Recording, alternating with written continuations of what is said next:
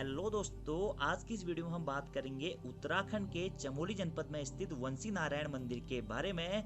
और यह उत्तराखंड में स्थित एकमात्र ऐसा मंदिर है जो मात्र रक्षाबंधन के दिन ही खुलता है, यानी कि 365 दिनों में से मात्र एक दिन रक्षाबंधन के दिन इस मंदिर के द्वार खोले जाते हैं प्रातः काल में, तथा संध्या काल में या सूर्यास्त के समय इसके कपाट बंद कर दिए जाते हैं। आप स्क्रीन पर देख सकते हैं वंशी नारायण मंदिर, जो कि चमोली जनपद में समुद्र तल से 12,000 फीट की ऊंचाई पर स्थित है, तथा यह चमोली जनपद की उर्गम घाटी में स्थित प्रसिद्ध मंदिर के रूप में भी जाना जाता है, जिसके कपाट सिर्फ वर्ष में एक ही दिन खुलते हैं, रक्षाबंधन के दिन। और यहाँ पर ऐसी मान्यता है कि कुंवारी कन्याओं के द्वारा तथा विवाहित कन्याओं के द्वारा वंशी नारायण को राखी बांधी जाती है, और राखी बांधने के साथ ही वंशी नारायण भगवान विष्णु का जो रूप है वह उन विवाहित लड़कियों की या जो कुंवारी कन्याएं हैं उन्हें रक्षा करते हैं।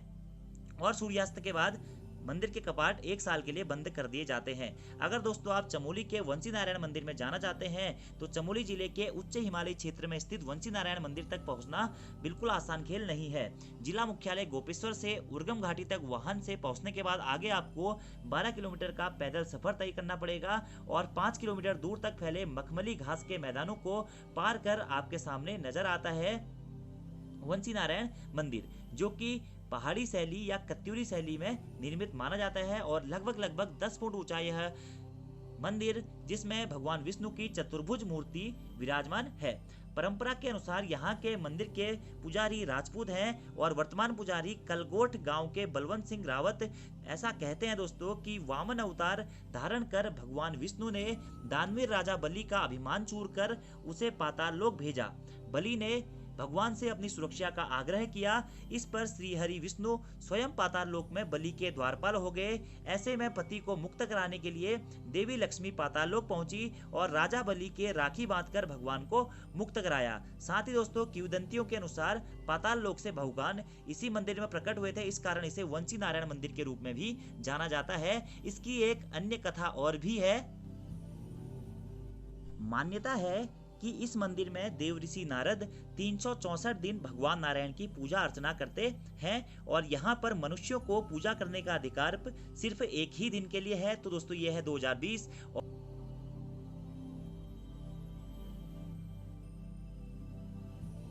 सिर्फ मनुष्यों को यहाँ पर पूजा अर्चना करने का अधिकार है। बाकी अन्य दिन ऐसा माना जाता है कि देवर्षि नारद यहाँ पर भगवान विष्णु की पूजा करते हैं। और सिर्फ रक्षाबंधन के दिन ही दोस्तों इस वंशी नारायण मंदिर के कपाट खोले जाते हैं, जहां पर विवाहित तथा अविवाहित महिलाएं भगवान विष्णु को अपने भाई के रूप में रक्षाबंधन बांधती हैं, राखी बांधती हैं, और भगवान विष्णु अपने भाई के रूप में उनकी प्राणों की रक्षा करते हैं तथा उन्हें आशीर्वाद देते हैं। और इस मंदिर का निर्माण काल 6वीं शताब्दी से लेकर 8वीं सदी के मध्य में माना जाता है। और पौराणिक मान्यताओं के अनुसार ऐसा भी माना जाता है कि इस मंदिर का निर्माण पांडव काल में हुआ था।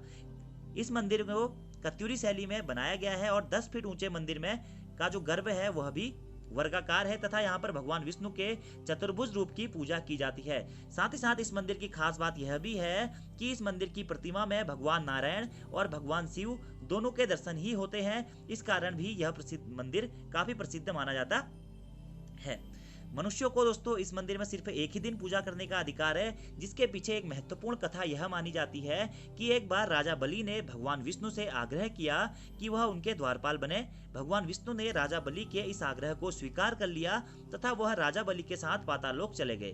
भगवान विष्णु के कई दिनों तक दर्शन न होने के कारण माता लक्ष्मी परेशान हो गई और वह नारद मुनि के पास गई। नारद मुनि के पास पहुंचकर उन्होंने माता लक्ष्मी से पूछा कि भगवान विष्णु कहाँ पर हैं, जिसके बाद नारद मुनि ने माता लक्ष्मी को बताया कि पाताल लोक में हैं और द्वारपाल बने हुए हैं। नारद मुनि ने माता लक्ष्मी को भगवान विष्णु को वापस लाने का उपाय भी बताया। उन्होंने कहा कि श्रावण मास की पूर्णिमा को पाताल लोक में जाएं और राजा बलि की कलाई पर रक्षा सूत्र बांध दें। रक्षा सूत्र बांधने के बाद राजा बलि से वापस उन्हें मांग ले। इस पर माता लक्ष्मी ने कहा कि मुझे पाताल लोक जाने का रास्ता पता नहीं है, क्या आप मेरे साथ पाताल लोक चलेंगे? इस पर उन्होंने माता लक्ष्मी के आग्रह को स्वीकार कर लिया और उनके साथ पाताल लोक चले गए। जिसके बाद नारद मुनि की अनुपस्थिति में कलगोट गांव के जार पुजारी ने वंशी नारायण मंदिर की पूजा की। तब से ही यह परंपरा प्रचलित चली आ रही है कि वर्ष में सिर्फ एक ही दिन रक्षाबंधन के दिन यानी कि श्रावण मास की पूर्णिमा के दिन ही कलगोट गांव के पुजारियों को यहाँ पर पूजा करने का अधिकार है, और बाकी 364 दिन भगवान नारद यहाँ पर भगवान विष्णु की पूजा करते हैं। इसके बाद माता लक्ष्मी तथा नारद मुनि पाताल लोक में प्रवेश करते हैं तथा राजा बलि की कलाई पर माता लक्ष्मी के द्वारा रक्षा सूत्र बांधा जाता है तथा माता लक्ष्मी के द्वारा रक्षा सूत्र कलाई पर बांधने के पश्चात राजा बलि से अपने पतिदेव भगवान विष्णु को उनके द्वारपाल से आजाद करने का आदेश भी माना जाता है, जिसके बाद राजा बलि लक्ष्मी को वरदान देते हैं तथा भगवान विष्णु को वहां से मुक्ति भी दे देते हैं। इसके पश्चात दोस्तों ऐसा माना जाता है कि भगवान विष्णु ने वंशी नारायण मंदिर में ही सीधे पाताल लोक से अवतरित हुए थे, इस कारण यह मंदिर काफी प्रसिद्ध माना जाता है। और रक्षाबंधन के दिन ही कलगोड गांव के प्रत्येक घर से भगवान नारायण के लिए यहाँ पर मक्खन भी आता है और इसी मक्खन से यहाँ पर प्रसाद भी तैयार होता है तथा श्रावण मास पूर्णिमा पर भगवान नारायण का श्रृंगार भी होता है। इसी कारण दोस्तों इस मंदिर के बारे में कहा जाता है कि इस मंदिर के द्वार सिर्फ और सिर्फ रक्षाबंधन के दिन ही खोलते हैं, श्रावण मास की पूर्णिमा के दिन। आज की इस वीडियो में दोस्तों हमने बात करी चमोली जनपद के उर्गम घाटी में स्थित वंशी नारायण मंदिर के बारे में, जिसके कपाट सिर्फ रक्षाबंधन के दिन यानी कि प्रत्येक वर्ष श्रावण मास की पूर्णिमा को ही खुलते हैं, क्योंकि पूर्णिमा के दिन ही ऐसा माना जाता है कि भगवान विष्णु पाताल लोक से यहाँ पर अवतरित हुए थे तथा माता लक्ष्मी ने राजा बलि के हाथों पे रक्षा सूत्र बांधा था। और यह वीडियो अगर आपको पसंद आती है तो चैनल को आप सब्सक्राइब